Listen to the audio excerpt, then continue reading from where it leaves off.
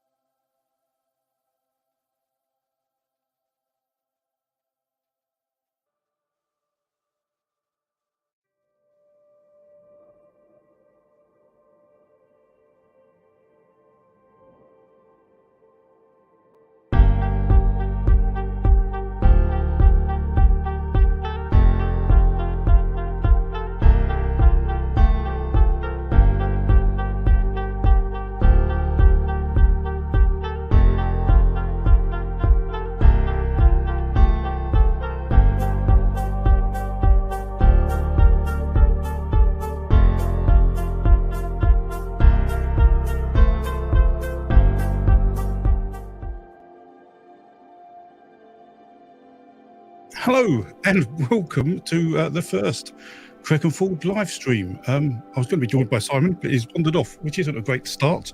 But yes, welcome. So, he is back. I'll introduce him in a second. So thanks for joining. For those who aren't very familiar with what I do, I teach mythology, and if you want to follow the work I do have a Patreon. There is a free tier if you want to catch up on my work on a weekly basis. I have a blog make public. If you want to support me, then sign on to that.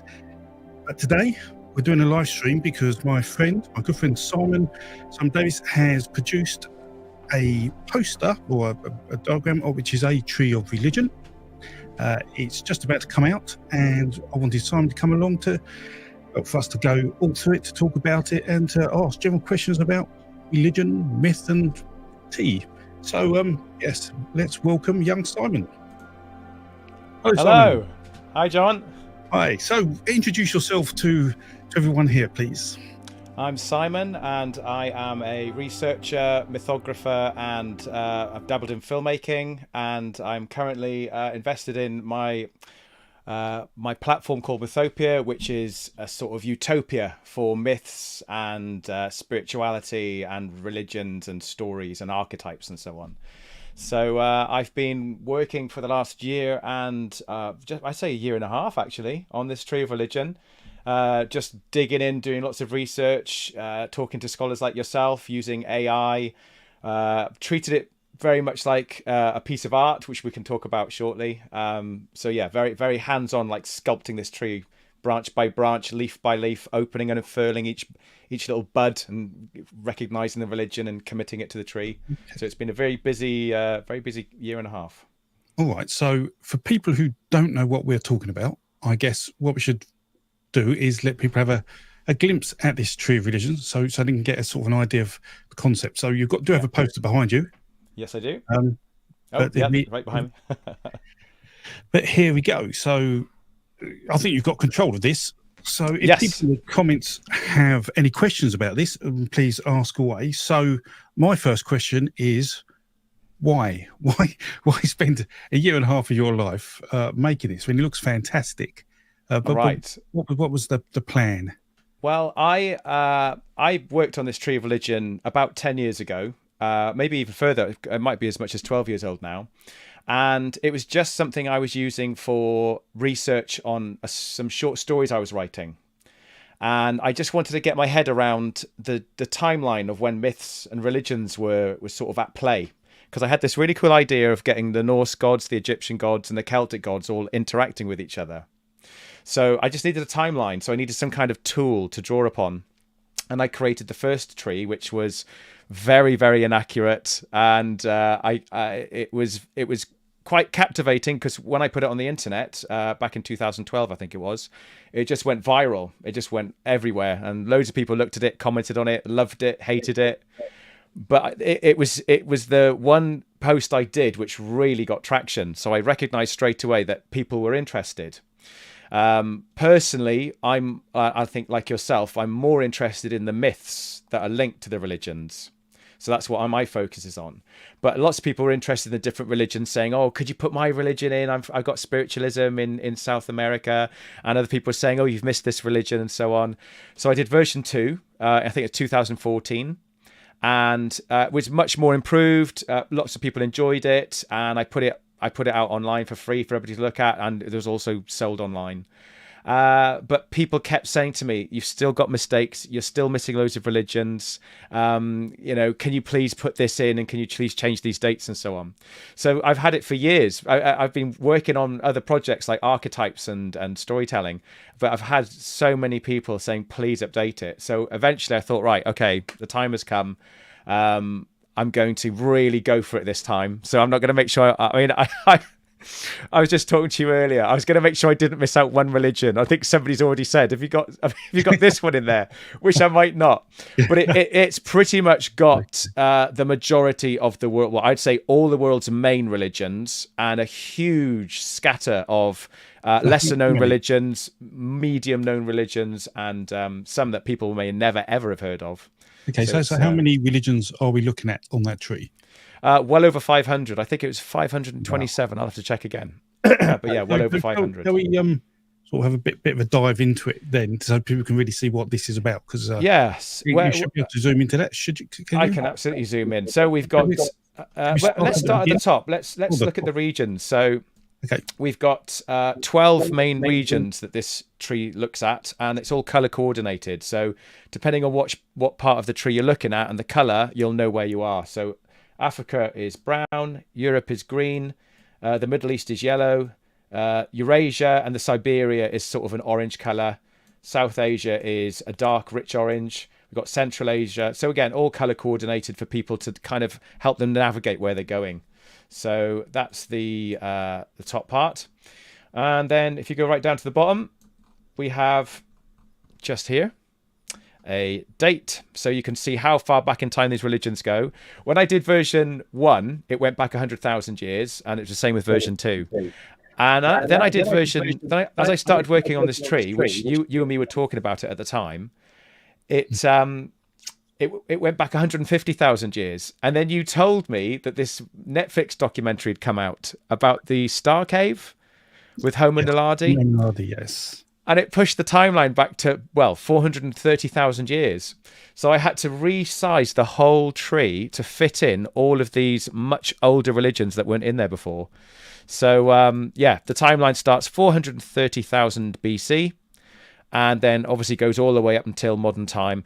I tried to bracket it off so that you get a sense of the old Stone Age, the Middle Stone Age, the New Stone Age, the Mesolithic, the Neolithic, and so on. So it kind of explores religions in time periods as well. So if you spend enough time looking at it, you start to realize that you can look at all the agricultural traditions. If you look in one area and just move across, you get a nice scatter shot of all of those Neolithic religions, for instance, around about here. Was that Neolithic? Oh, and here we are, loads of Neolithic ones here. All the circles are black because it's all archaeological. So any dark circles represent archaeological data of a religion that we don't know much about other than what's left, the remains in temples and stone circles and statues that are found and buried under houses and things like that, and burial sites. So, what was the... Well, where do you start with a tree like this? How do you start this? What was your first entry? Well, when we were discussing it, you told me, and it was very good advice, you said database the whole thing, and then using the data, you can use software to construct a tree, and then you can use that as a jumping board. But I instinctively, I just didn't want to work with it like that. I wanted to, a bit like Lego, I just wanted to get all the Lego bricks and start building it up and just sort of experimenting with it and playing with it like it was a sculpture. So which slows things down.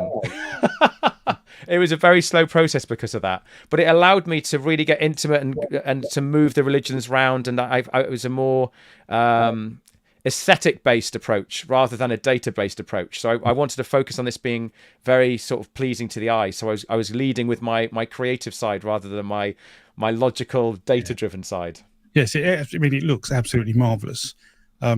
People will find fault with it in terms of some religions not being there, and in terms of things not necessarily being accurate to a deep academic level, but certainly as a good overview of how religions developed, it is astounding to look at. It's an amazing piece of work.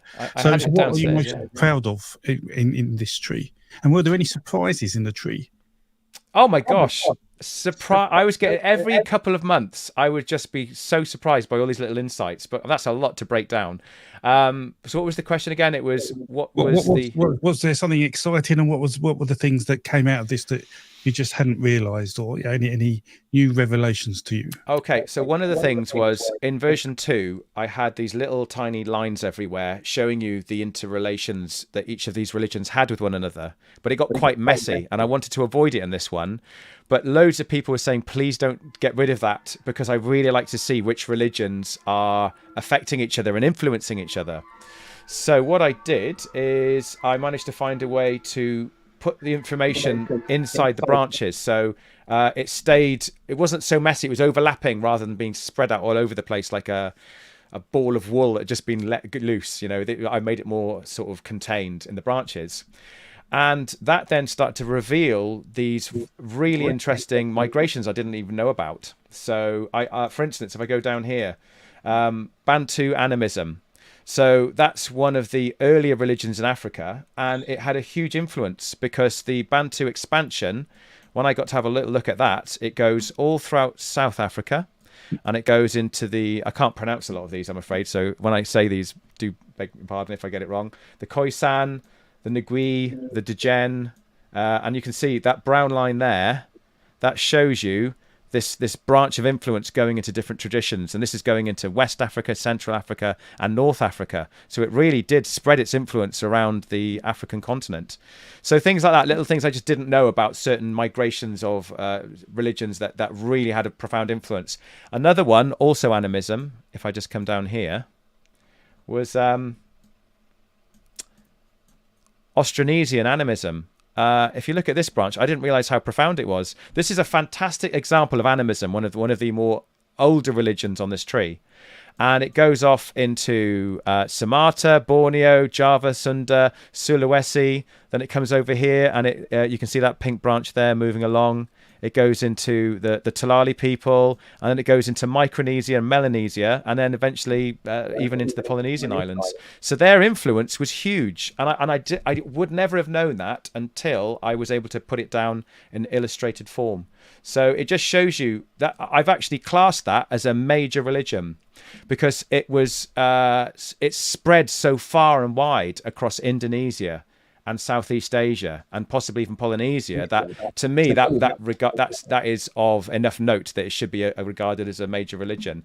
So it's I mean, there's a little bit of my own creative thinking here. So some people academically might say I'm not sure I'd call it that, but I just thought it deserved it, because it's nice to have a major religion that isn't just monotheism, or polytheism. It's nice to see that there's other major religions that are much older and very, very influential. Okay. Can I just say thanks to JM for the donation? That's much appreciated. Okay. So it just looks incredible history. What was the most challenging aspect of it? Is it just the amount of data? Is it that it wasn't a database and you drew it all manually, or is it adding things? The most challenging part, I would say, was as it was growing. So it evolved literally when you're sculpting it and you're not going with data, you're not using data, you're just literally chucking all the religions in and just massaging them around. The challenge is that as you're doing it, you start to find different ways to illustrate the information more effectively. And so I might get to a certain phase where I've laid the whole tree out and I suddenly go, I want to put all these extra branches in to show the influence. And that then creates a challenge, because now you've got to lay that on top. So it's like evolving. It was constantly layering itself on each other, these different ideas. Then I wanted to, for instance, I learned as I was going along that the vertical lines tend to be regions and the horizontal lines tend to be a migration as it spreads along. And I didn't foresee that. I didn't think it was going to happen. It just evolved. So it's been a very strange process, John. It's felt like it's been evolving and growing, and I've just been watering it and tweaking it, and the branches have been growing out, and then you find a relationship you didn't know about before. So it's been very organic, and it's been like organic sculpting. It's hard to explain. It's a very strange way of working, but I much preferred it to working with a computer. Okay, can we sort of look at some particular pieces of information? We've had a few questions pop up. Just in one about, are there any North American indigenous? Yes, plenty. How did they develop? Okay, so I've got way down here. You can help me out with some of this, because you're a historian, John. You can step in here and there where you've got more knowledge than I have. So we've got this migration. I'll start further back. Why not? Because this is the whole point of the tree, isn't it? So we have a migration. So I've said second wave migration, another wave of migrants left Africa 55,000 years ago. As the ice caps melted, they traveled north into Eurasia, entering Europe and Siberia. So we've got this sort of shamanic kind of culture that's going around between 20,000 and, say, 10,000 BC. And they eventually get into East Asia, and they go up into Siberia, and then we get right to the Bering Straits. So at this point here, this translucent bar represents a sea voyage. So it means they would have had to have, or a land bridge. So they would have crossed over either with boats or with just walking over. So there'd be a land bridge there. So that's just a sort of gap that's not, doesn't exist now, does it? I'll interject a little bit here. So firstly, thanks, Esmil. Hail the rain serpent, indeed. We may come and talk about the serpents at some point. So we don't actually know how people really migrated from Siberia to the North American continent. We do believe some went over a land bridge because of the glacial maximum, which is basically the largest amount of ice on the caps at the time, which was about 25,000 years ago. and by 15,000 years it had gone, and there was sea, the Bering Strait as we know it today. So we do feel that maybe some of the migrations that happened, because there were multiple, may have used sea to go down the west coast of North America.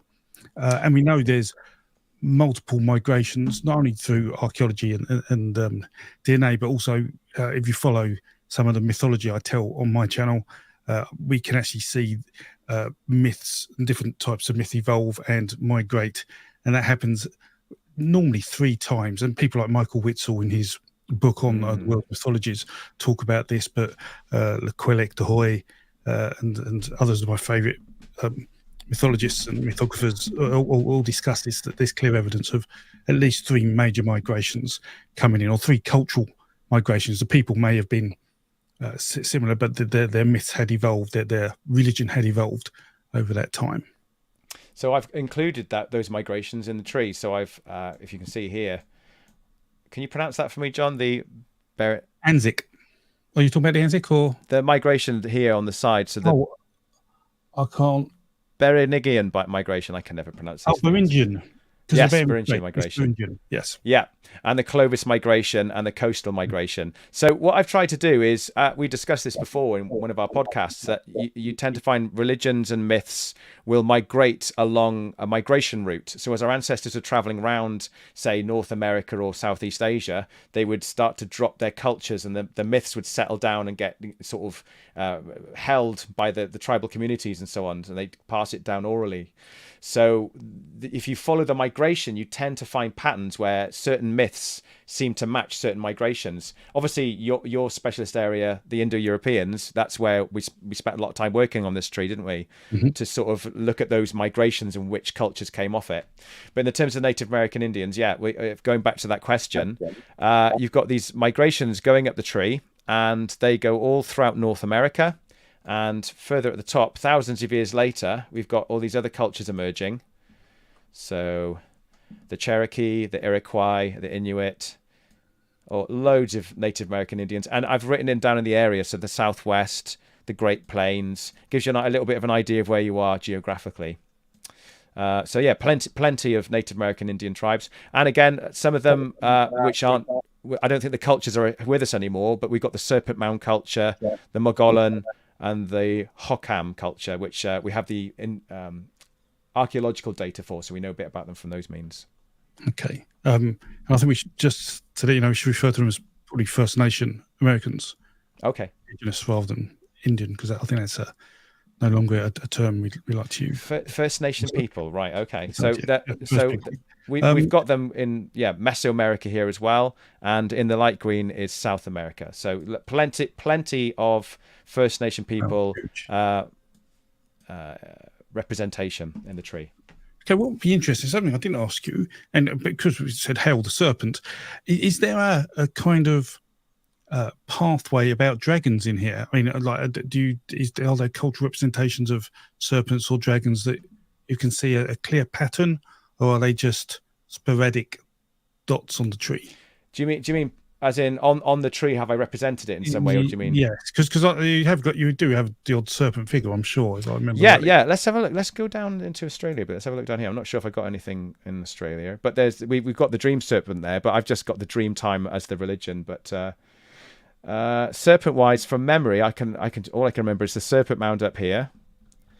But that's the information we're talking about here. To be fair, a lot of this will be nested into the tree later. So as people get onto the online version, they'll be able to click on the branches, and then they can find things like the serpent myths and the hero's journey and all those kind of stories, like the tree of life and so on. Those myth themes, they'll be able to find that in the tree eventually. But at the moment, no, it's not really representing the dragon theme. That's more going to be in the branches itself. Okay. So one of the areas you talk about a lot that I'm not so familiar with is Mesoamerica. Oh yeah. So and there was a recent discovery of a new Mayan city, if you weren't aware, which was announced. I think that was end of last week or beginning. Okay. So how does Mesoamerica shape up in terms of its influence and what came in to it? So Mesoamerica, I've got. So this is going to this tree being something I've designed. I've got a few ideas that I've come across myself that I've put into the tree using these little dotted lines here. So this dotted line represents a theoretical migration. It's there's no strong evidence other than something you and me are interested in, which is mythemes. So one of the insights I made on the tree regarding the Mesoamericans. And again, this is just speculative. So there's a lot of speculation on the tree. For those who are looking for a lot of accuracy in terms of, is everything exactly right? There's lots of speculation because when trying to rebuild ancient cultures and trying to rebuild sort of ancient archaeological sites. And so you can't necessarily know the details. But going back to that dragon myth, you know the story of the cosmic man, John, where he gets disembodied and his body becomes the cosmos. That's my favourite myth. Yes. Yeah. So I've mentioned this to you before. I found that myth in Mesoamerica. The Aztecs had it. And I was trying to understand that one theory would be that it arose there independently. That they just had the similar idea that there was a great massive cosmic beast and these heroes killed this beast and then used its body parts to create the cosmos. But for me, I just can't. I move more towards migration. So I suspect a migration made its way there. So one of the insights I had regarding Mesoamerica is how did that myth get there? And I've been talking to you about it for a while. So several ideas I've put in there is one of them is the cosmic man is a sort of Middle Eastern, Indo-European kind of concept, isn't it? In fact, if I pass this over to you, who out of those two would you say were the ones to first represent the cosmic man? It was before then. So the cosmic man, the giant that is split into the cosmos, is pre-glacial maximum. So we would have seen people in Western Asia, sort of the Kazakhstan type regions going into Siberia, probably have that myth. So in effect, I think this is the myth is a second generation creation myth. So if people watch my Milky Way video, I've put it in there this week, where I show how myths disperse across the world, normally in two phases. And this looks like a second phase migration of a creation myth that goes into America. So that's my view. That myth is probably maybe not out of Africa, although it isn't. I can't prove that. It may have been around sort of 70,000 years ago, but certainly 40,000 years ago would be a good estimate for that. And that's one of the pieces of research. So let's use the tree for a second, because this is where we can actually use the tree as a tool. Did you say Siberian sort of region? So are we looking at this region here? Pre-Siberian, but it would have been in Siberia, yes. Yeah. So you think maybe around about there. So that story then, there's all sorts of different ways that could get into Mesoamerica. So the first thing you said, if it's as old as this ancient Siberian branch here, then it can travel along this this pathway into the Americas. So it's possible it came from there. So that's just one idea. But the one of the theoretical migrations I said is that I noticed the Indo-European migration went into Siberia and East Asia. So the cosmic man story about Purusha and Umir and all the other gods, there's one in Vietnam called Kung Lo, and he's a cosmic man who holds the sky up and his body becomes the cosmos and so on. This story, it seems you can follow this trace from the Indo-Europeans. So it's one of the, if I just go back further over here, we have the Proto-Indo-Europeans, 5,000 BC. We have the Indo-Aryan migration coming off of them, which is heading sort of towards Siberia and through the Middle East. They enter into India. So I've got that branch representing there. So you can see it getting into Vedism and in Hinduism. But then I've got this branch coming across here, which is a speculative or theoretical branch, because we found that Purusha, it's in the Tao myths. So if you study the Taoist myths, that's where they've got the story of Purusha. And you can see there's a nice line that could come from this Indo-European branch here up in central China. So that also then suggests it's, for people to know that. Yeah. So that myth then it could have continued quite comfortably into Vietnam. So over here I've got mainland Indonesia where we have Vietnam. So I think the story got into there. So what I suggested is it's possible it kept going into Southeast Asia until eventually it got to the Polynesians. And they may have carried it over, possibly. It's purely theoretical, but that's another route. It could have made its way into the Aztec and Mesoamerican traditions. Okay, yeah, that was a question from Gaston. He was asking about that. He says, is there a correlation between Mesoamerican and Polynesian myth? Well, I'd love to look into this. This is John. Sometimes I have crazy ideas, and I always ask John them first. So, stone cutting and working stone and making sculptures. The Olmecs are one of the first people. If I zoom in here, the Olmecs in the Americas are, I think, one of the first people. Huge heads. Yes. Remember, yeah. And we can't find, as far as I can make out, any other stone cutting sort of culture that was, so that could all, to all intents and purposes, that could be an original culture that just created stone cutting and started shaping them. But it's very interesting that if you follow the Polynesians back, the Polynesians are megalithic. They make megaliths. So if you study the culture on their islands, many of them are erecting statues. So we've got the Maui statues, and we've got on Easter Island. But that loads of the megaliths were made on other islands throughout the Pacific. And if you follow the line back, remember I mentioned earlier about these Austronesian people who were into animism. A lot of the cultures that come off them over here, Alec Tudalo, the Barda Valley people, they were making megaliths and stone sculptures. So I was wondering, again, you can see it's all in the same time period, around about here, first millennium. That's the end of the second millennium. I just wondered, is it possible that the Austronesians and Polynesians did an early migration, got to the Americas, and brought that culture with them? So it wasn't just the mythemes, but it was also the stone cutting that passed across the Pacific. But again, purely speculative. I put it in there for debate and to share some ideas, but it's not proven. Yeah, I'm not familiar with the DNA evidence. I know it was a bit ambiguous, the DNA from the South American continent on the origins of some of those peoples, some Polynesia, some North America. So yeah, that'll be interesting to look into that one day, definitely.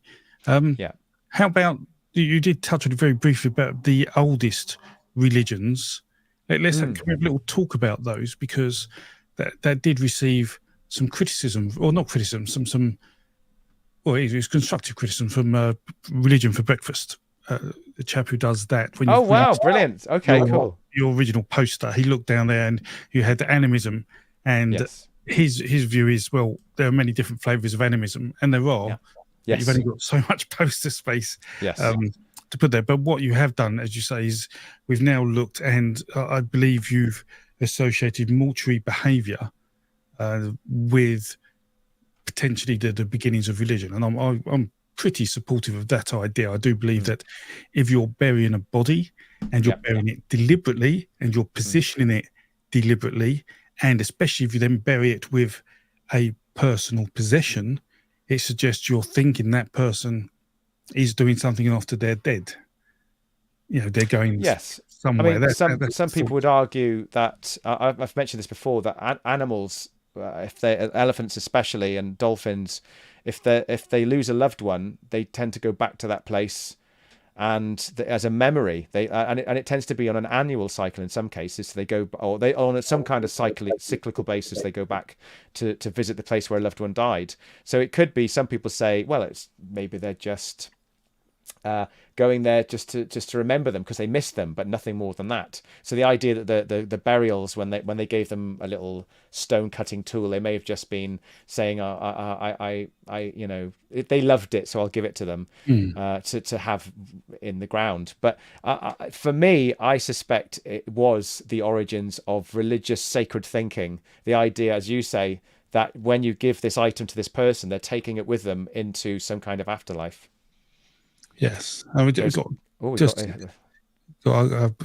you, Esmil, again, saying that there is evidence about Oceania to South America, 1,000 to 2,000 Yes. years ago. The only problem with my speculative idea is that it would be around about 3,000 years ago, which is earlier. That's the only thing that I've noticed, that to get that culture over to North America to influence the Olmecs, you do need to go there 1,000 years earlier, which is quite a big jump, isn't it? Really, hence why it's a speculative line. Okay, so what was the very earliest Right. evidence you have then? So the earliest sign I've got is from the documentary that was on Netflix. Okay. So it's the this one over here. Is it questionable? There we are. Star cave, mortuary behavior, 350,000 years ago. Okay, so what was the 400? Because there is that's the other one. So in Spain, there's a pit, which is probably what it is. Yes, the pit in Spain where I think there was 9 Neanderthal bodies found, all killed in reasonably similar ways. I think they had bludgeoning to the head in the same way, but all positioned within a pit. But the pit was a natural pit; it wasn't dug. But the fact that everybody's been killed the same way and placed in that pit suggests there's some thinking going on. Yeah, very much so. Mortuary behaviour. That doesn't necessarily mean it's religious, but there's certainly some thing going on there. Do you know what I love about it is I always thought of religion as a man-made invention.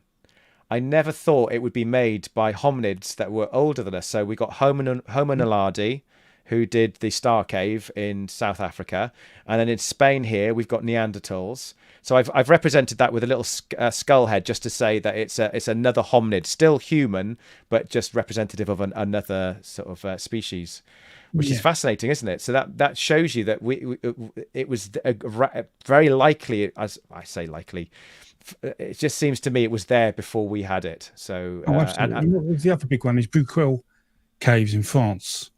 Which I think you should also have, which is, I think that's 160,000 years, is it? I can't remember off the top of my head. Which there, if people aren't familiar with this, there's a cave in France where you have to go literally 100 meters into the cave, then through a small passageway, and there's another chamber. And so people had to deliberately want to go there. And within that chamber, they found stalactites and stalagmites broken up to exactly the same lengths and organised in sort of circular patterns. Very symbolic. Yes, it is. It is. If you haven't seen it, I don't know if I can put a picture up whilst you talk about it. But it was just, if you realise this was made 160,000 years ago, it is just mind blowing. There's some images. Let me see if I can put one on the screen for you. Can I share this? This is where I get super technical. I was just going to say quickly to the other people watching, whenever a religion is unknown and we're not quite sure what they worshipped, but there's signs of some kind of ritual activity, I use a little diamond sign just to say that this is a speculative religion, which is proposing a model of what it may have been. Hence why I say symbolism for the Blombos cave. There's some scratchings in a stone, but we don't know anything more than that. So it might have nothing to do with anything symbolic or religious, but it's just possibilities. Oh, wow. So that's a picture of some of those stalagmites and stalactites arranged, and so they're all about the same length, which suggests a deliberate behaviour. And there's multiple piles of different lengths, but so each pile has the same length in, and they found animal fat being burned on these piles. So, what on earth could that have been? Well, sacrificial. Who knows? Who knows? But absolutely fascinating. Absolutely fascinating. Let's get the tree back. There we go. Oh, we're back on, yeah. So those are the earliest religions, and it pushed the tree back. Like I said, it was up to around about here before, 100 to 120,000. So by going back an extra 300,000 years, it squeezed in all of these extra little religions. If I go further across here, we can see we've got quite a few here in the Middle East, or the Near East rather. So Tel Aviv, loads of different, lots of Neanderthals and humans, early burials all around that period. So Yeah, all represented. That isn't it interesting? That's an incredibly dense site of lots of burials where we got that information. So, but when you follow that branch across, it goes very quiet when you get to India and Siberia, and all of a sudden this other little one pops up here in Asia, a mortuary ritual site. Sort of can be explained. So I can give an overview of that. So what we find is, or what we believe has happened, is humans Homo sapiens leave Africa long before 70,000 years ago. They just never create a sustained population in Eurasia. But many of them seem to settle in the Saudi Arabian Peninsula and on the eastern coast of the Mediterranean, around where Israel and Jordan is now, which is why we see these. And what we seem to have is what looks like burials, where people seem to be buried in the ground, and sometimes deliberately. Some would be buried with jaws of, I think it's ox or wild boar, and stones placed on them, and some had lots of pollen with them. Now, we're fairly confident that some of them seem deliberately buried, but because they're in a cave, it could be that some rocks have fallen from the roof of the cave and buried them. But what was really interesting was the pollen. So what we find is that gerbils love to make nests by dead bodies. So these buried in the ground, gerbils tend to nest and bring flowers and grasses to that body to make their nests. And so what we believe, where we originally thought somebody has been buried with lots of flowers in a ornate and elaborate ceremony, which would have been beautiful, we actually believe, no, it was gerbils after the event making nests. Oh, God. I think it's Dr. Alice Roberts. She's written a book, I think it might have been called Ancestors, that touches on that. But very interesting, very interesting. But that's why we see that glump there, because there's a lot of archaeological information there, and also where the pre-main out of Africa migrations sort of people settled. And we see that. So that may help explain some of that groupings of burials there. Okay, fantastic. And then one of my favorite bits is I love the lower branches of the tree, because it goes back as far as you can go, and it just, you can see there's an explosion of data that we get in Southeast Asia, Oceania, including Australia. So if I zoom into that, you can see now we're getting lots of archaeological sites of burials. We have cave art appearing. So we've got the Lian Timpasung site. So we've got they drawing boars and different animals. May have been totem animals, we're not sure. Cave art again. Here we've got the handprints, the classic ones we see with cave paintings.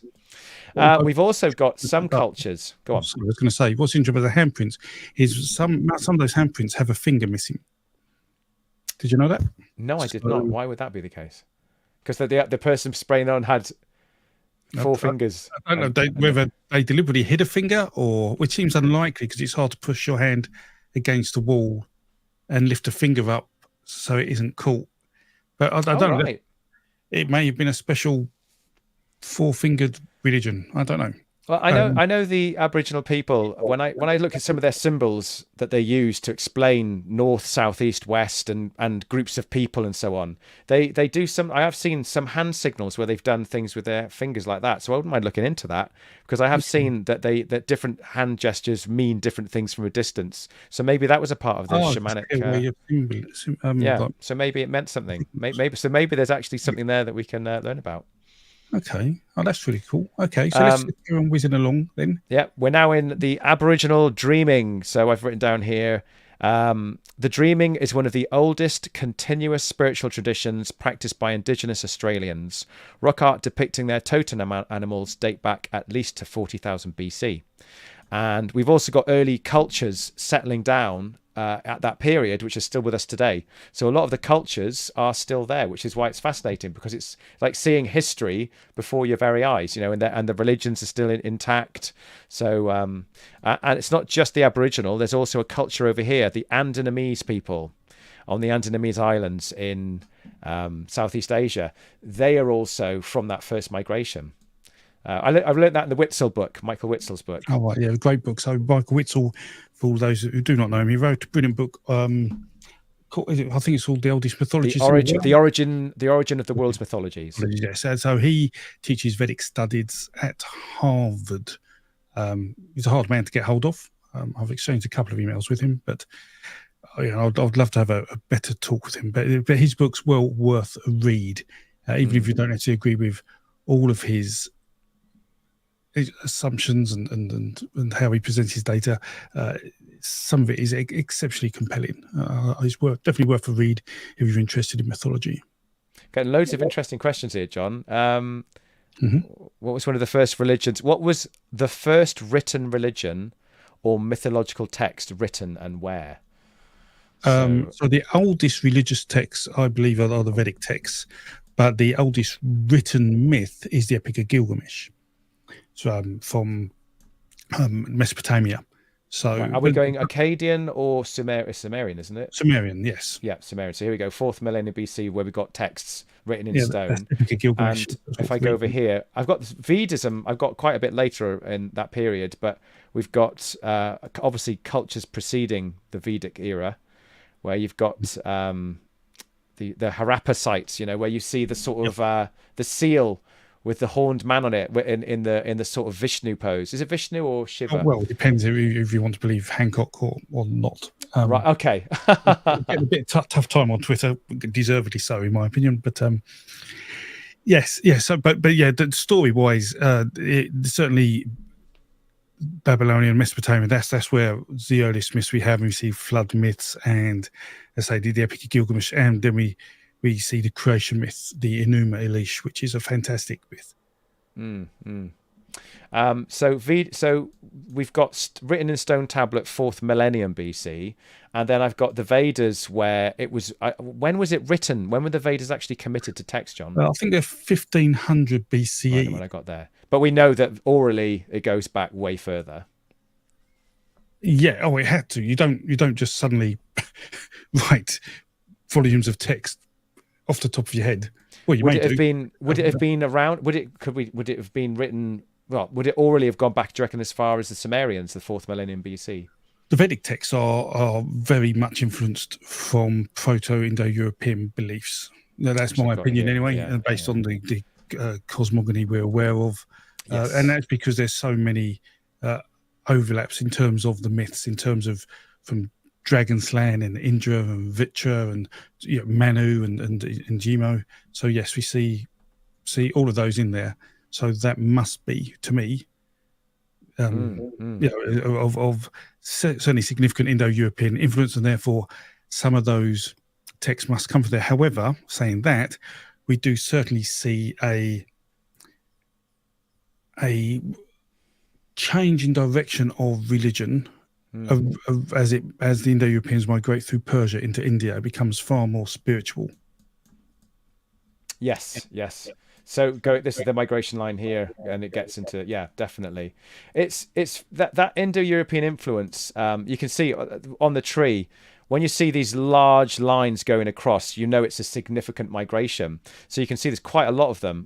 So the Indo-European one here, you can see round about there is the sort of origins of the culture. I think you take it back maybe slightly further, don't you, to like the earlier than 5000 BC, but pretty much taking form around about there. It's the origin of the Indo-European language, which there's a lot of talk about, and I mean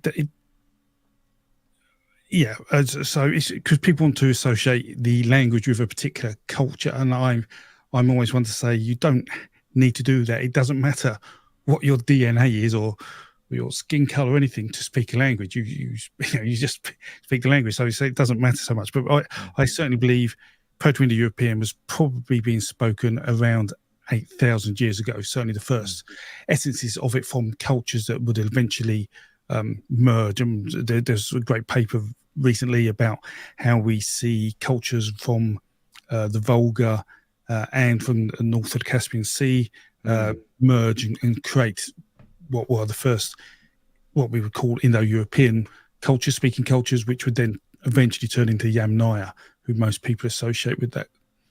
But when they start to migrate, they go through Persia, and when they go that way, their religion is spiritual, and that's where you start. You see these texts such as the Vedas. So going back to a question you asked me earlier, any interesting insights? As I said, there were loads. So as we're moving through the tree, this was one of them. It blew my mind. So we have the Proto-Indo-European migration leading up here. So this is the Persian one you were talking about that becomes the Indo-Iranian polytheism.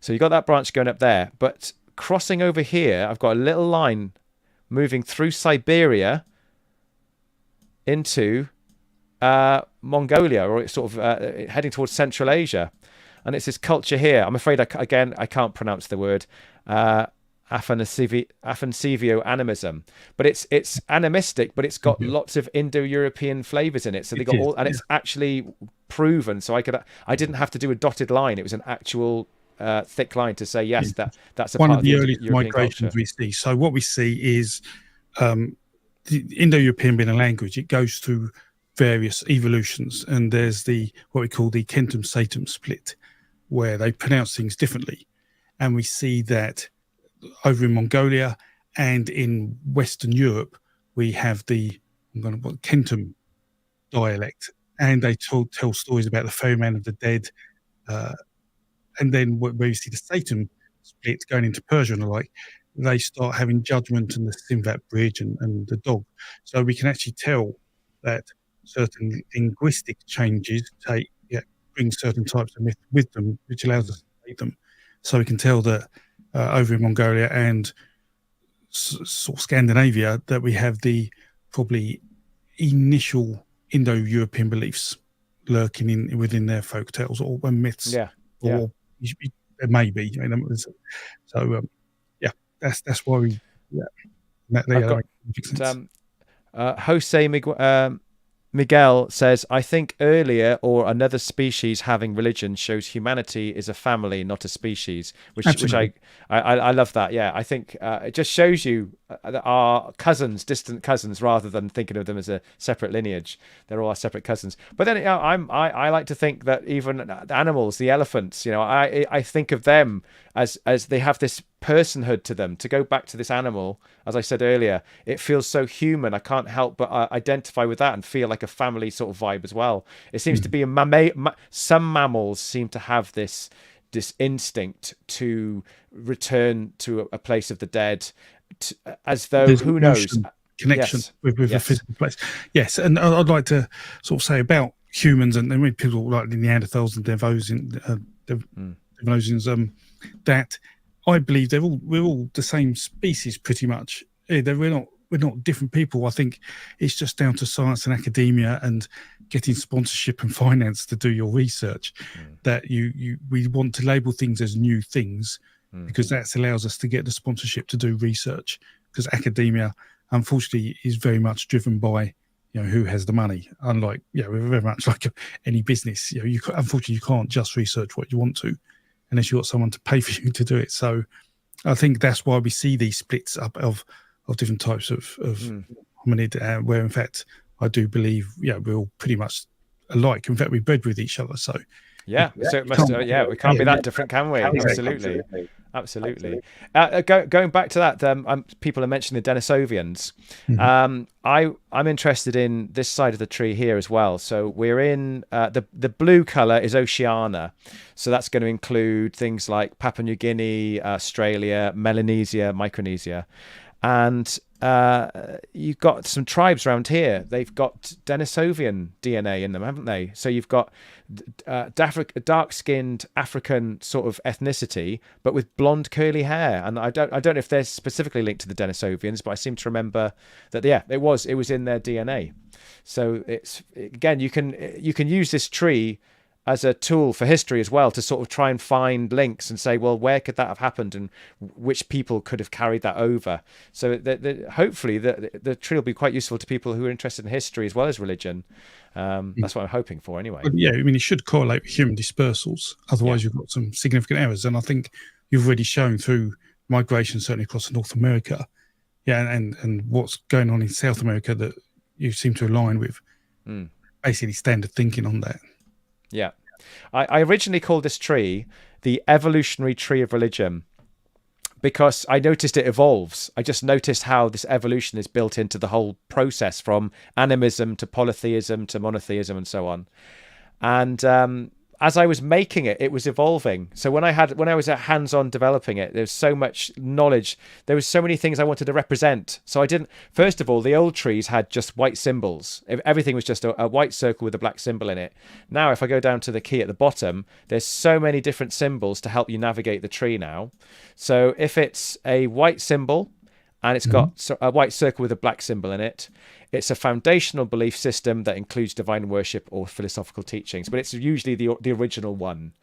And then a coloured circle with a light colour then represents a denomination or a continuation of that religion. So, for instance, over here with the Aboriginal Australians, I've put the oldest known culture that settled the land is the Anangu people, which we've pinned to around about 65,000 years ago. So I've put that, again, a bit of creative choice there, so I might get a bit of pushback on this. But I coloured it white to say, well, this is possibly the first time dreaming was there. And if that's the case, then all the other religions, and it was Northern Territory, which is where it seems like it settled and spread out from. So all the colours then in Australia after that are not necessarily denominations, but they're a continuation of it. So I've coloured them, but that allows you to see the prime religion. So if I give another example of a prime religion that feeds out, it would be, let's go over here, Vishnuism. So Vishnuism was one of the first religions where they put Vishnu forefront of the tradition, and they made everything about worshipping in Vishnu. And then after that, there's loads of different denominations. The Bhakti movement is heavily based in Vishnuism. The Sri Lankshmi, again, I can't pronounce a lot of these, Vishnuism. Interesting, again, so many interesting stories in this tree, John. There's a famous mathematician, I can't remember his name right now, and he was of that tradition there, this tradition. And he believed that Lakshmi gave him divine insight to understand mathematics in a very intuitive way. And there's a film made about him. I'll have to put it in the link below because I can't remember. It's just in the back of my memory. But Ramanujan, there it is. So Ramanujan believed he was divining mathematics from a goddess.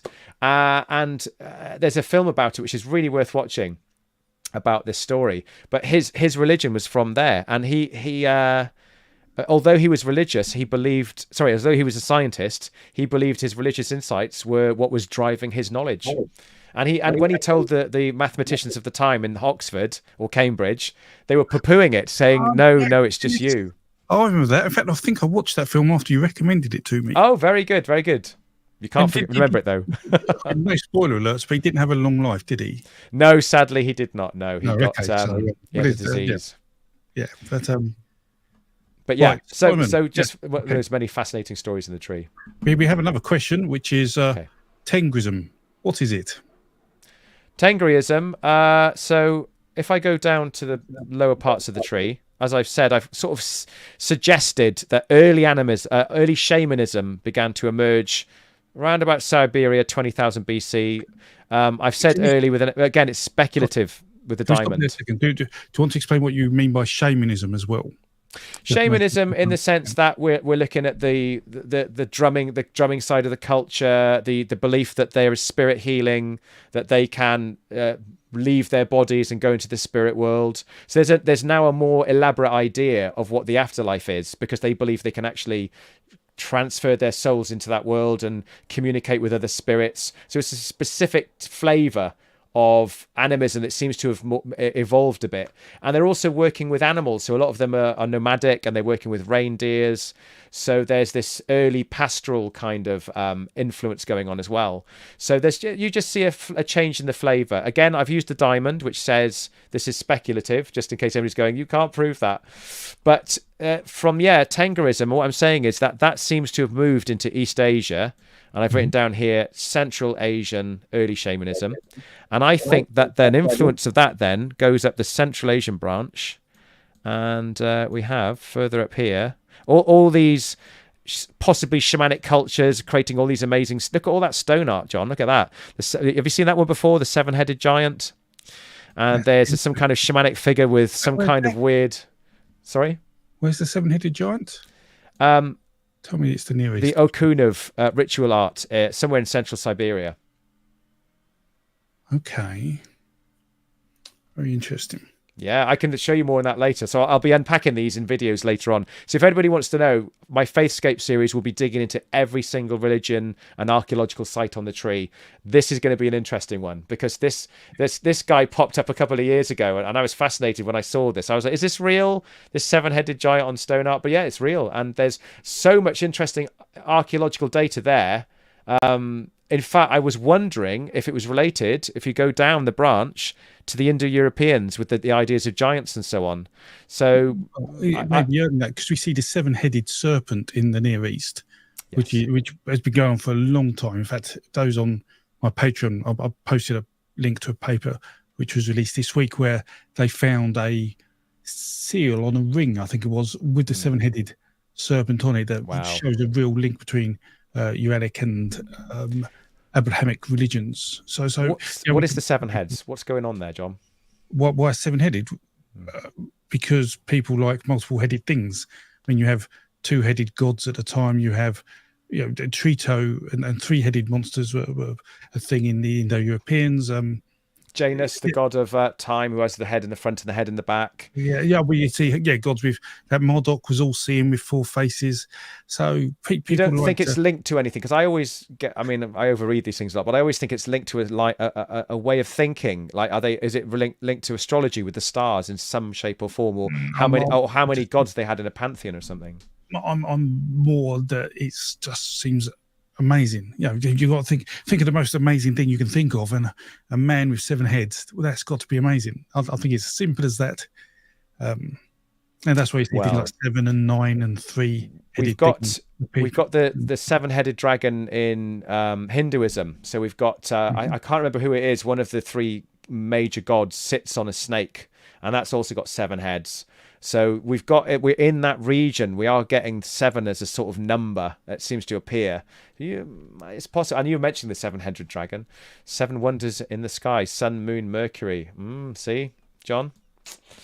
I think I might be with Steve.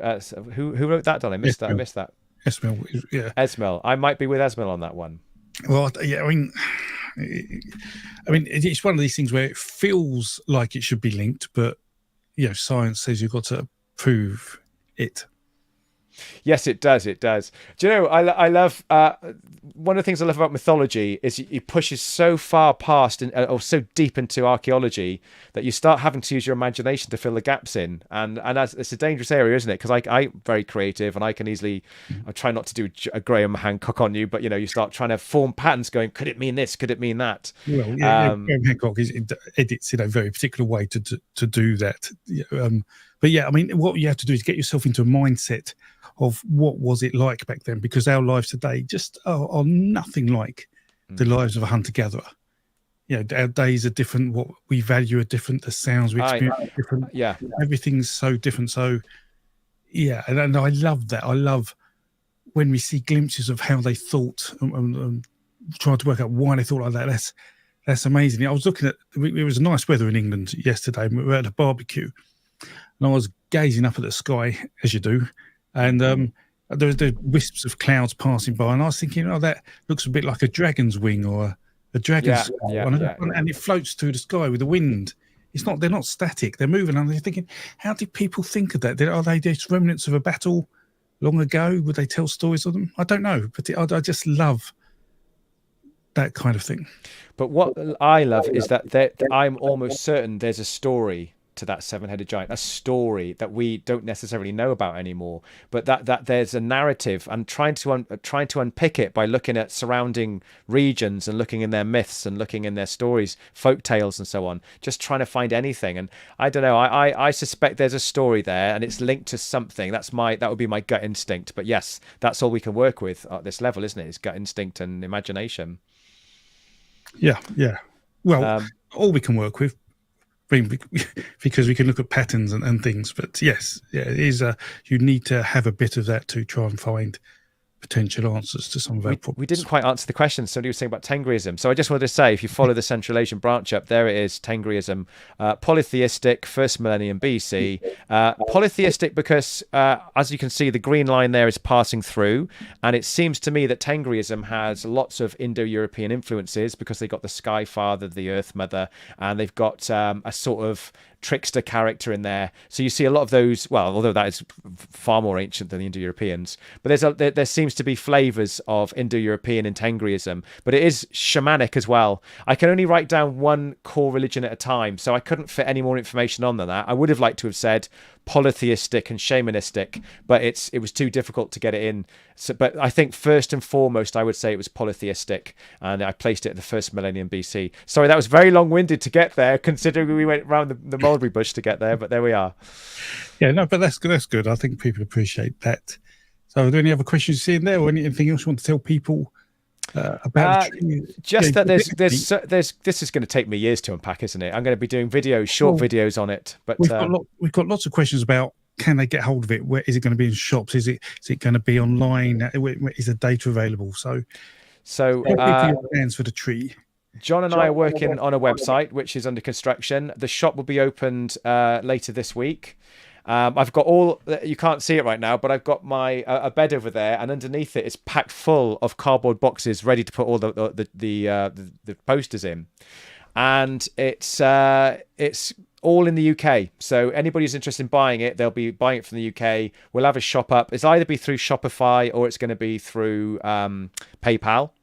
And once they purchase the poster, I've got a lovely process where I'm going to cover it in black sugar paper. I'm going to use a wax stamp and stamp it with a nice symbol and put some gold tape on it. So it's all going to be beautifully put together. And then I'll ship it and send it out wherever, Canada, Australia, New Zealand. However, obviously, I've got a lot of people who want this in French and Spanish and German.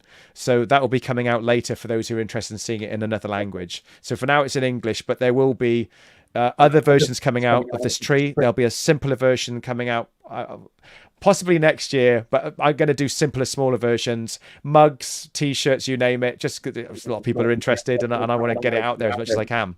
But at the moment, it's an A0 poster or an A1 poster. Behind me is the A0, which is huge. You can see how big it is. If I move back right up against it, it's really big. Look at the size of that. So that's A0, and the A1 is still legible. So one of my patrons asked me a question. He had an older poster and it wasn't very sharp. John, I missed that question. Did you get it for me? I'll put it up in a second. Oh, cool. Yeah. So I forgot what I was saying now. I got distracted by that. Yeah, A0 posters and A1 and yeah, the A1 is still legible. It's perfect. It looks, when you compress an image this big down, it starts to get very busy. I mean, it's a very busy looking tree, but I would never go any smaller than an A1. So A1 and A0, I'm afraid, is the only way I'll be able to sell it. But I will release a version online for everybody to look at in the coming weeks. I'm going to put a watermark on it. I'm going to take out some of the information, but people can just look at it at their own leisure and they can study it. Okay. I've heard historians think Greek and Babylonian 7-day week is from 7 planet-like objects, but Hebrews had a different origin of 7-day week in 700 to 1200 BCE. Thoughts? Over to you, John. Well, I'm not familiar with the Hebrew thoughts, and I know different cultures had different ideas of how long a week was, and some didn't even have the idea of a week for many years. So not until the last sort of couple of thousand years. So I'm not sure on that. But what I'll do, Esmil, is I will try and find an answer to that and put it up on my Patreon for you, because that's an interesting question. There's been a few interesting questions here, which I think I will answer on Patreon. But that is, that's interesting. I don't know, to be honest, but I will find out. Do you know, one of the things I've got the impression of doing my work on mythology and ancient history is that we did seem to be fascinated by the stars. Like it was almost like a movie back in the day. That was sitting down and studying it, and suddenly realizing some of the stars were moving, and some were very static, but seemed to have a cluster that was very bright and created, you know, the Pleiades and the Big Dipper and so on, and the Bear. It just fascinates me that they created stories to it, and they were looking at it, and I can imagine them telling stories to the children or to young people and around a fire and explaining what the heavens are about. And that fascinates me. That's probably the largest part I'm interested in most of all, is trying to think from their point of view how they got to thinking in this way, and then how that eventually becomes philosophical traditions and mysticism, and then eventually science, and then we suddenly myths then get a bit left behind then. So yeah, I need to respond to that. So because after my last video I've just released, where I've been quite skeptical about astroarchaeology, yes, we can find myths that use stars, and we know they exist, but we don't really have too many of them. And it seems odd why we stopped. Either we stopped looking at the stars and just looked at the landscape for our myths, or we maybe didn't use stars as much as we thought, or that all the stories were sort of the same, but they just used different styles to have slightly different flavors of the same story, like the hunt story and the cosmic hunt story I tell is one of those. So yes, I would love to think the night sky, because the night sky is what they would look at a lot of the time. I think you're right. It's like a Netflix or a YouTube. But of course, the planets are the moving stars, and that's the one that captivates them the most. Like I've noticed stars a lot more than you do today. You could, so we even see a myth where they talk about the colours of the stars. So it's which I mentioned in this week's video I released yesterday, where that's the first recognition we see of people seeing that stars are actually slightly different colours. So yes, it does fascinate me, but I do find some of the assertions astroarchaeologists make sometimes rely a little bit too much on faith as opposed to sort of mythological evidence. And I know it's hard to get, and I would like to believe, some of the African myths are the oldest we know, but if we can't prove it, it's very difficult to justify saying that. So, but we know that Ishtar, and there's so many. So one of the subjects I've dug into heavily is archetypes. And what I've done in my work is I'll look for an archetypal goddess, like, for instance, the love goddess or the love/war goddess. And you've got Ishtar and Yana in the Middle East. You've got Aphrodite. Then in the one that fascinated me is, again, going to Mesoamerica, to the Aztecs. There's a goddess there. I can't pronounce her name at the moment. I'll have to think back to it. But she has all the same symbols linked to her, which is the Venus, the star, the most beautiful star in the night sky, which is obviously a planet to us, but to them it was a star. And it was beautiful because it would sit like a big pearl on the horizon, even when the day was setting down, and it was the first star to appear, and it was like a bright gem. They considered it the most beautiful, so they linked it to the most beautiful goddess and to beauty itself. And that story about a star became a journey into the underworld. And I was trying to understand, why are so many of these love war goddesses going into the underworld? And then I suddenly found out that Venus dips below the horizon for several months and then comes back again. And it's a cycle. So it's going up and down under the horizon. So our Venus, our love goddess, is going down into the underworld and back again. So it was clearly, that's a celestial object, a star, that has a major relevance to their myths. And I think there's loads more, like the moon and the sun are always used, aren't they? That's a very classic one in Norse myth. I mean, the cosmic hunt story, I've got to be careful how I say that for American friends, because it can come out poorly in an English accent. We were confused about that, because that talks about the animal dying, and the animal's represented by the Big Dipper, like Ursa Major. And actually, if you use astrology software, like planetarium software, going back 40,000 years, because the Earth wobbles and tilts, 40,000 years ago, Ursa Major was on the horizon in the winter, explaining, oh yes, that's why the story says the animal dies at winter. And this is summer. So it is quite complicated to see that, and we have all these sorts of problems with how the landscape changes, because the landscape really affects mythology, and sea levels rise and fall, and that's affected stories. We've probably lost many stories or don't understand stories because of it. So yeah, there's also goddesses that are linked to the stars themselves, the night sky. I've actually managed to find 12 archetypes that were just linked to the night sky. That was a hard one, that one, because I had to really dig deep to find that many night goddesses. Some of them were male, but the majority of them are stars, and there's stories linked to them about how the stars were made and formed. So there's a lot of stuff out there, I think. But as you say, maybe the astronomers get a bit carried away, perhaps, and really dig in too deep. Perhaps I've just had bad experiences with them. They email me with their opinions rather than with evidence, and it irks me sometimes. But yes, we got somebody here. S-Mail says the earliest written religious document is the Kesh Temple hymn, 2800 BC. Written religious document. So I suppose maybe that would be describing a ritual of some kind, perhaps. Probably. There's always certainly poetry, and that's something else. So for people who aren't aware, a lot of the old sacred texts are poems. And you might think, well, why is that? That seems odd, especially if you look at texts like the Bible, which has very little poetry in it. Mm-hmm. And the reason is because we are seeing a transition from oral tradition to written tradition.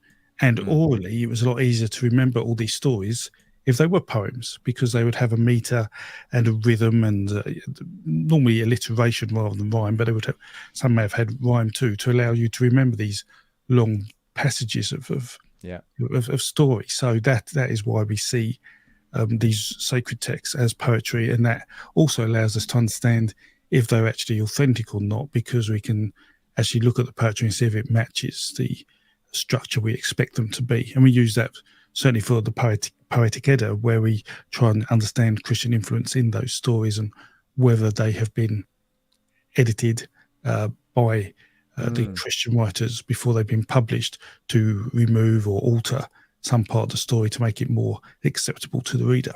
One of the things I noticed about Christianity, talking about how there are older religions behind newer ones.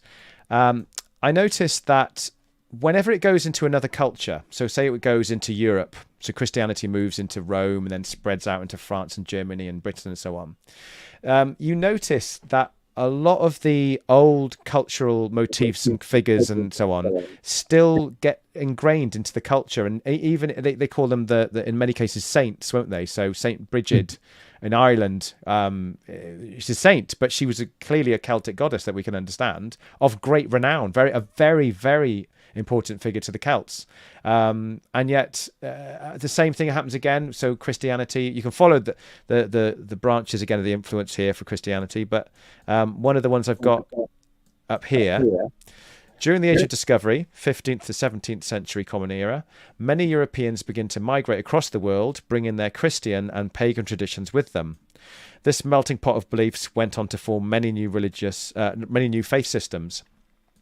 And when it got to South America, I noticed that, and Mesoamerica, a lot of their gods and goddesses were also incorporated to saints. So, for instance, in the Mexico, there's a goddess of death, and she's a saint, and she's still worshipped and revered with as much passion and fervour as I'm sure they did 200, 400, 700 years ago.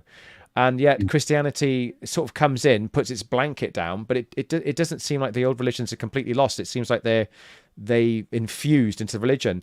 What's interesting? But that's how you get people to worship your religion. I mean, Christianity spread for a number of reasons.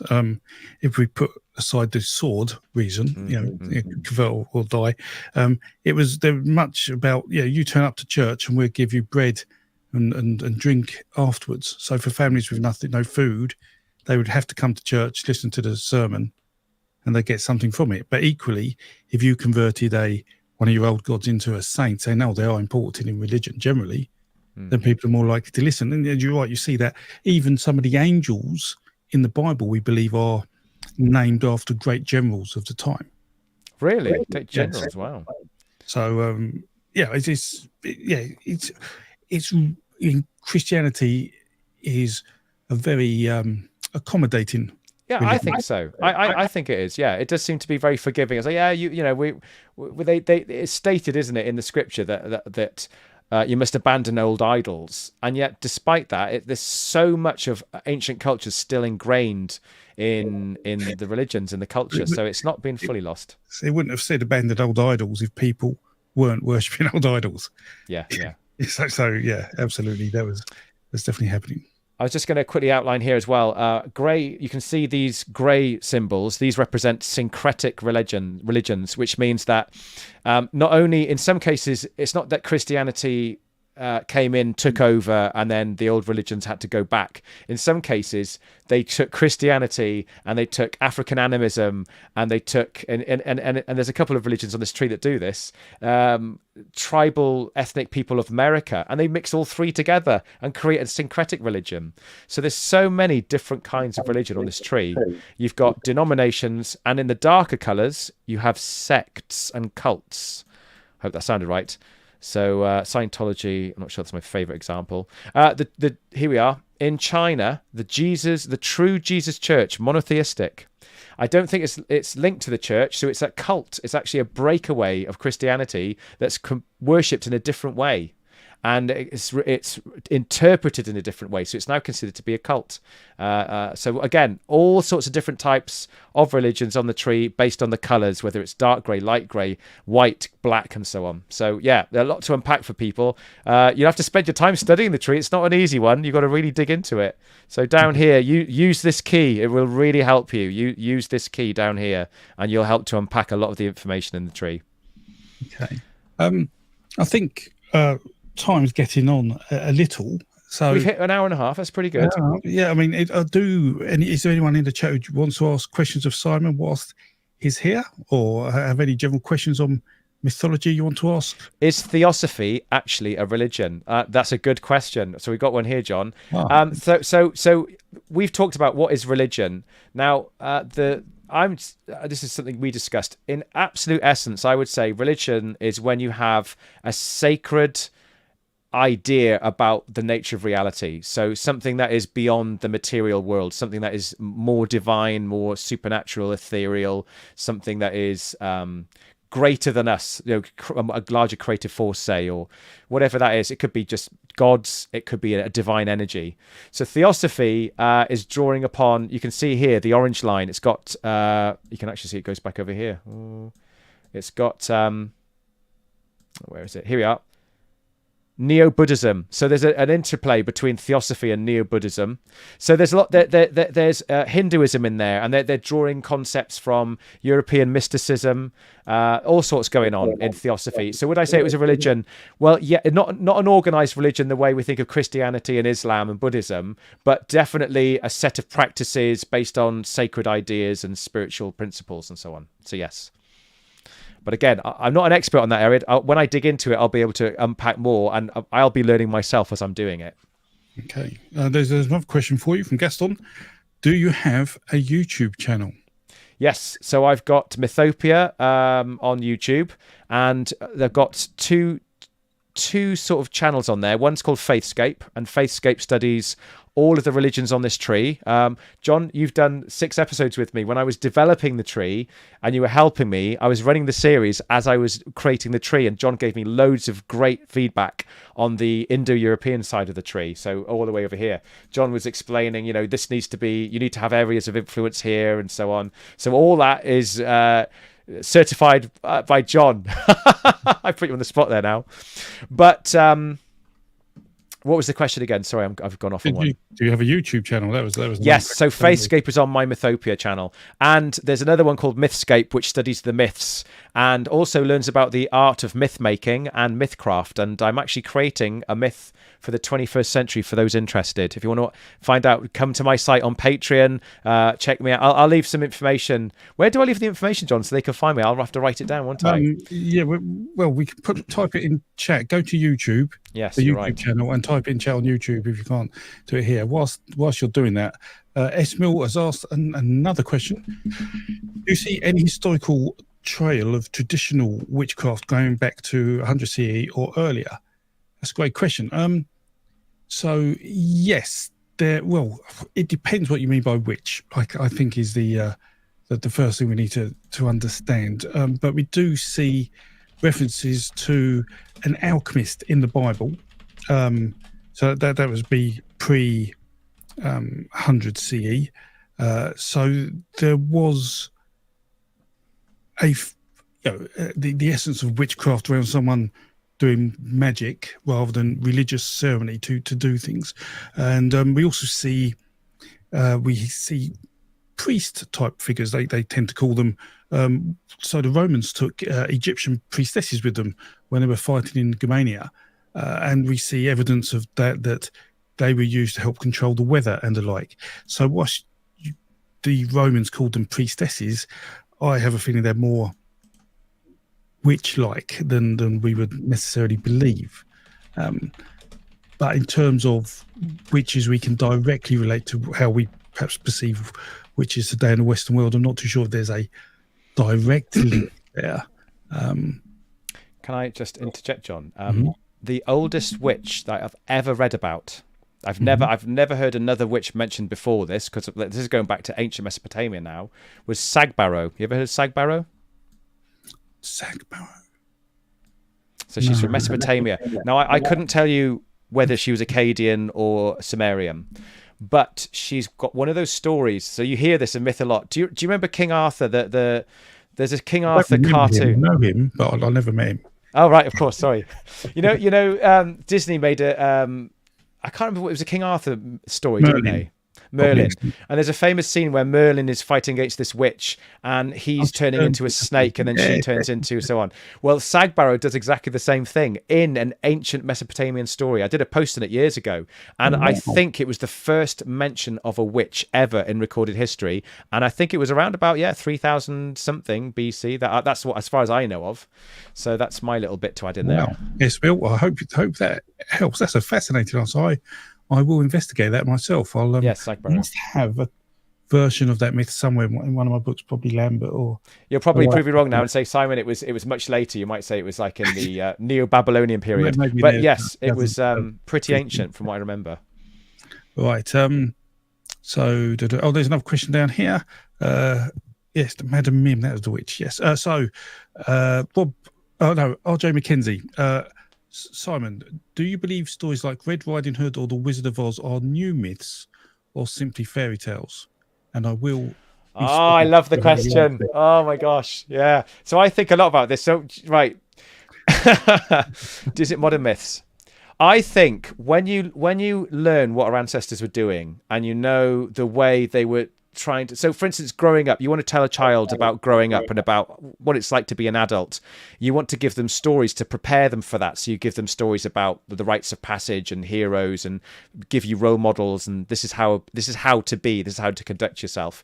So when you do that, that's a large part of myth making, isn't it? But as you said before, and I think I agree with you on this, there has to be something sacred that is driving the narrative of a story.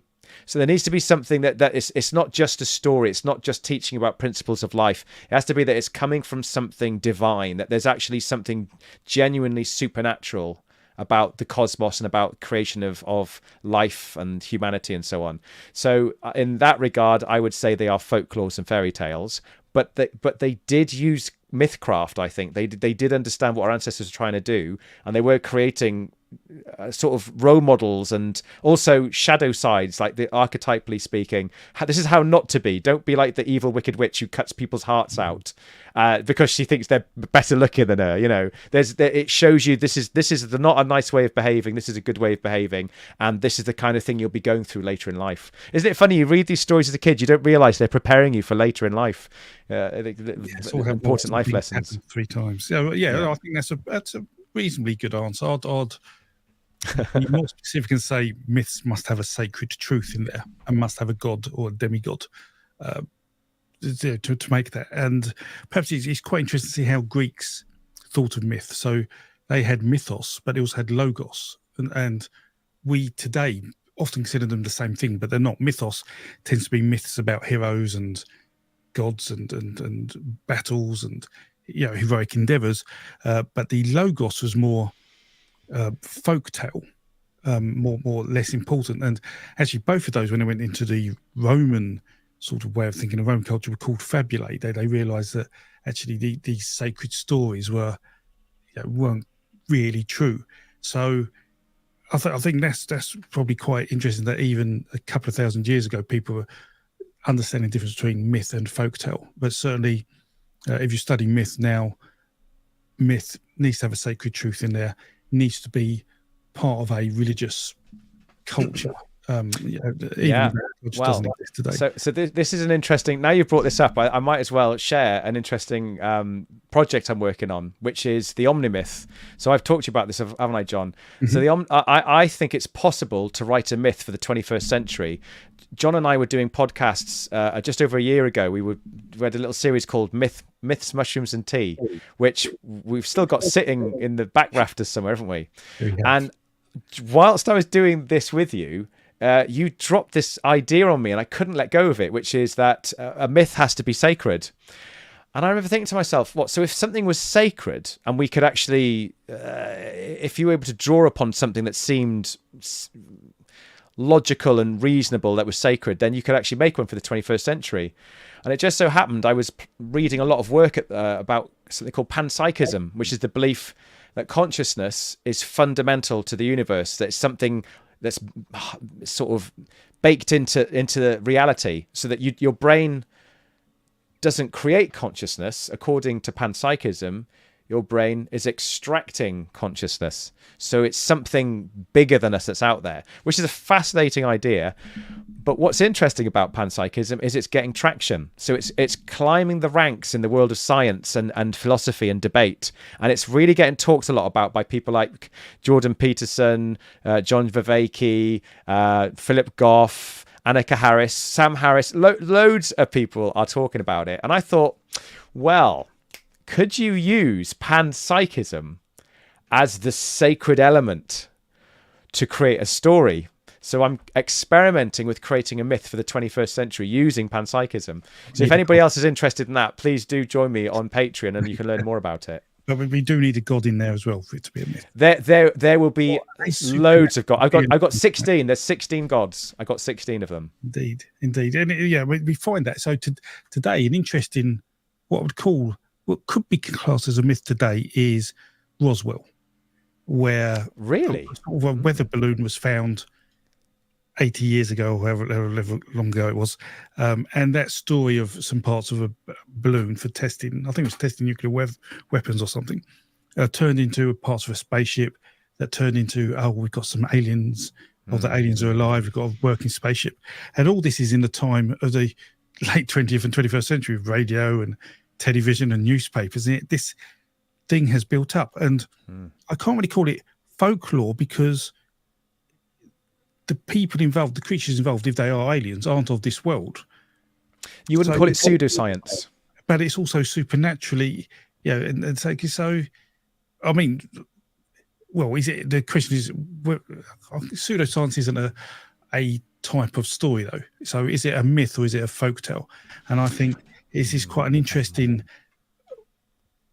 thing on how do we may need to reword how we define myths. So Arthur C. Clarke, he says that in the future, the science of the future will, to all intents and purposes, look like the power of gods to people in history, in ancient history especially, and that the distinction between technology and magic will be gone. There will be no distinction between the two.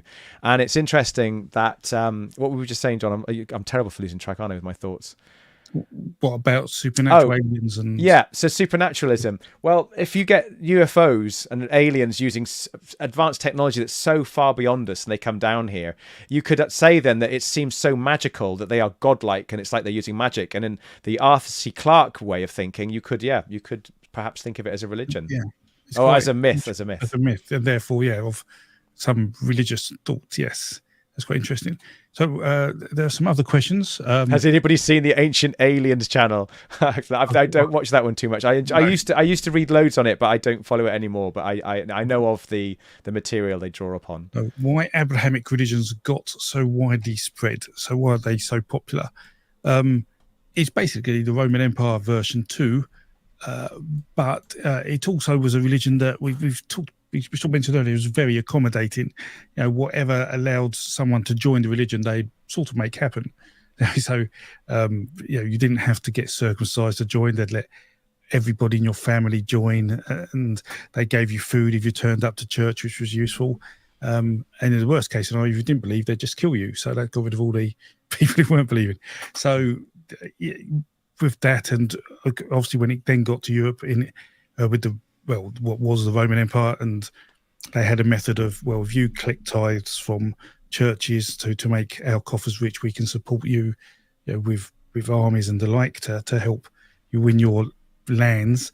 That was a very popular opinion and or very popular amongst the leaders of Europe. And then just say Europe discovered or rediscovered America, and that allowed the beliefs to spread further. Yeah, very quickly. Do you think because we got so I was trying something interesting with ChatGPT. I was trying to get to the quintessence of each religion. So I wanted to know, if you boiled each religion down to one word, what does that religion ultimately represent? Which is an unfair thing to do, because no religion can ever be expressed in one word. But Christianity was love, which I thought was very nice. And I thought, well, did it spread like wildfire because people were feeling the love? But I know we have so much history linked to Christianity that there's so much about it that we look upon, and we get sort of like, oh, there's so many negative things about it that people talk about today. But I do think to myself, this is a guy in the turn of the first century teaching principles about loving your neighbor, about extending your love beyond your family, but also loving your fellow man, about treating all people equally in your heart. It sounds like a wonderful idea. Do you not think that maybe that's something that kept the seed and spread it so easy? It's just like you can do as much bad as you want, but providing 1 minute before you die, you forgive, you say, I'm sorry, you can still go to heaven. Who wouldn't want to join? Yeah, I mean, and I'm sure there's loads of people who would take advantage of that in their head and maybe manipulated it. And kings. But I suspect there was lots of. I wonder how many stories of the greatest things that Christianity ever did that we don't hear about. I wonder if there's a lot of good it's done as well that just doesn't make the news. Well, yes. I mean, I tend to concentrate on the abhorrent nature of the Roman Catholic Church rather than how the good things Christians do, because Christians are generally good, happy, lovely people. So it's the organisation that I find that spread it. I find troubling. Yes, but I don't want to get caught up on that because I could rant all night. But yeah. Sorry. I was just going to say, Akio said it didn't spread like wildfire. It grew at the standard rate for new religions. That's I've got what's interesting with Christianity, when I first put it down, I thought it was a major religion, so it was a white circle with a black fish in it. And then as I started studying, I realized it was a cult. It was like Judaism was, this was a branch that came off of it. And Judaism says, we do not agree with this. This is not something we stand by. So that becomes a cult. So it breaks away. And then eventually, after about 200 odd and so years, Romans then said, right, we will turn this into the state religion. And at that point, I've said, you can see it's got capital letters. So at that point, it becomes a major religion. But if you notice down here, Christianity is in small, I've not made it capitalized. Because at this point, as that gentleman said, it wasn't spreading super fast. It was just spreading at a normal rate. But when the Romans then said it's a state religion, I think at that point it started spreading out well throughout Europe and Africa and so on. Okay, so we'll try to get through some of the other questions. We've got an interesting one from Just Me. From Just Me. Do you think the Oedipal complex is an instance of a larger rites of passage idea? Yeah, I like that question. The Oedipal complex. So, I suspect that Freud. I always think I studied A-level psychology, and I remember reading about Freud talking about the Oedipal complex. And I was thinking, is there something in this? Is he explaining something that men and girls go through? I think the women have the Electra complex. And I think he probably was onto something. And I think there is something that men and women have to work, boys and girls have to work through as they're getting older. I suspect there is something about the rite of passage in there. I think a lot of myths, especially the Greek myths, they're telling you about, certain ways of being, certain ways of conducting yourself, and also how not to conduct yourself, and about the things that can go wrong and create tragedy. But yeah, the Oedipal complex. I don't. Hang on, I got to be fair on this though. Freud did have a very interesting. He did have a very. I don't think the Oedipus complex was intended by the people who wrote the story of Oedipus. I think that was more of a Freudian way of interpreting it. From memory, it was more. I think Stephen Fry did a really good talk about this. He said it's actually, if anything, an anti Oedipus complex. If you read the story of Oedipus, when he finds out he slept with his mother, it wasn't for some kind of desire. When he finds out, he's horrified. It was an accident. He's tears his eyes out. So it's I think Freud did get a bit creative, but there's something in it. I do think there's something in that. Yeah. So if people don't realise, the ancient Near East creation myths are full of this. So, and this actually goes to the Greek creation myth with Zeus and Kronos and the like, where you have this matricide and patricide and mothers sleeping with their sons and the sons killing their fathers and fathers then killing their sons and daughters then sleeping with fathers and all that. I wouldn't necessarily call it a rite of passage, but the result was that at the end of the day, you were left with a chief god. And in effect, that story allowed that chief god to justify their existence at the head of the pantheon. And we see that flow from all the way from the Babylonian and the Mesopotamian through Phoenicians, Hittites, and into the Greek creation myth, which is exactly the same. And I'd imagine then that the Oedipus story eventually, I don't know whether it was related to that or whether that gave him some ideas on things. Yeah, I think that would be, as you call it, a reflex, isn't it, of an older story? Yeah. Yes. Okay. So I did see something else. Quick and forward. Why do people in previous religions tend to leave old faiths and start new ones, but borrow concepts of the old faith they left? So this is basically people picking the best things in life. So we see this in many religions. So, for example, when Cyrus the Great conquered, the nation of Israel, Jews suddenly thought, oh dear, perhaps our God has let us down, or we're not doing something right. And what does Cyrus the Great have in their his religion, Zoroastrianism, have that they didn't have? And they took things like hell and judgment. And then also you see that. So you find that if someone finds a better way of life, what they think is a better way of life, they try and take the best bits of that as part of their life. So I think there's something around that. I think it's just human nature to want the best things. Yeah.